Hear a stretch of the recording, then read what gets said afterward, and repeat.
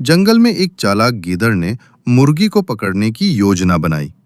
उसने अपने ऊपर मुर्गी जैसे पंख और लाल कलगी क्रेस्ट लगा ली ताकि वो भी मुर्गी जैसा दिखे। गीदड़ मुर्गी के पास गया और बोला, देखो, हम दोनों तो एक जैसे हैं, क्यों ना दोस्त बन जाएं? मुर्गी खुश हो गई। उसने सोचा कि ये तो मेरे जैसा दिखता है, इससे मुझे कोई खतरा नहीं। दोनों पूरे दिन जंगल में घूमते रहे, दाने चुगते रहे और बातें करते रहे। चांदनी रात आ गई।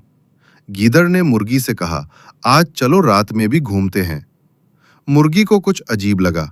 उसने गौर से गीदड़ को देखा और महसूस किया कि ये तो गीदड़ है जिसने भेष बदला है।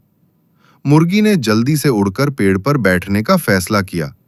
गीदड़ ने जैसे ही मुर्गी को पकड़ने की कोशिश की, वो खुद ही जाल में फंस गया जो शिकारियों ने लगाया था। मुर्गी ने पेड़ पर बैठकर गीदड़ से कहा, धोखा हमेशा सफल नहीं होता, दोस्त बनकर धोखा देना बुरी बात है। झूठे भेष में दोस्ती करने वाले का अंजाम बुरा होता है।